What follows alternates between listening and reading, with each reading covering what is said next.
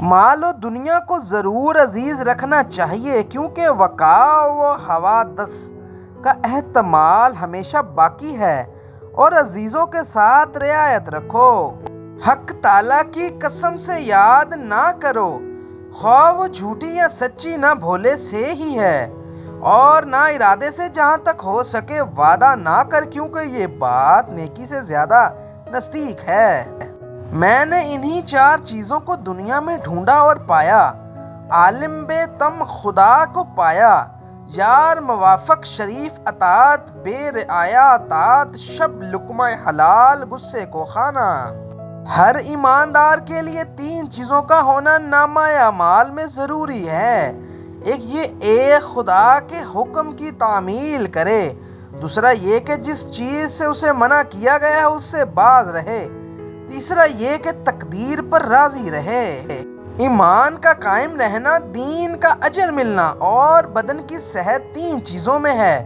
اول اللہ سبحانہ و تعالیٰ، ایک اللہ کو کافی جاننا۔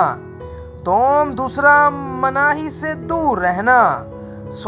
غذا کی احتیاط کرنا۔ تیری دوستی کا زیادہ سزاوار وہ ہے جو تجھ سے دشمنی نہ رکھے، اور تیری یاد کا زیادہ دوستی کا کوئی نتیجہ نہیں ہے۔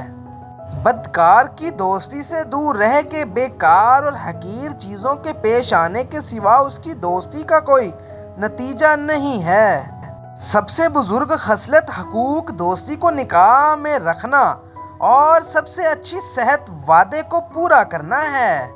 اپنا مال صاحب حقوق پر خرچ کر اور دوستوں کی خبرگیری رکھ، کیونکہ شریف اور نیک کے مناسب حال یہی ہے کہ وہ سخاوت شار اور سخی مزاج ہوتا ہے۔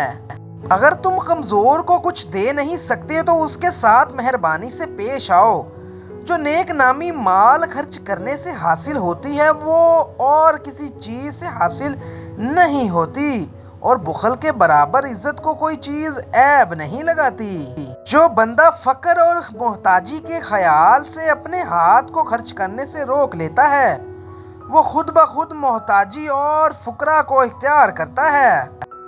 گلابی امرود جو باہر سے سبز اور اندر سے گلابی ہوتا ہے، دودھ کے ساتھ سانولی عورت کو پلا دیا جائے تو عورت کا چہرہ سمیت بدن کا کوئی حصہ ایسا نہیں ہوگا جو دودھ کی طرح سفید نہ ہوا ہو۔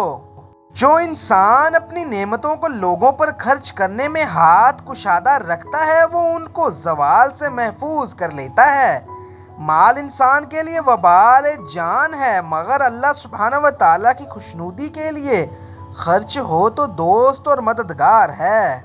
بے شک اللہ سبحانہ و تعالیٰ خود معاون و مددگار ہے اس شخص کا جو ایسے لوگوں کو مال و دولت عطا کرے جو اس کو محروم رکھیں، اور ان لوگوں سے لے جو اس سے قطع کریں، اور ان لوگوں سے درگزر کرے جو اس پر ظلم کریں۔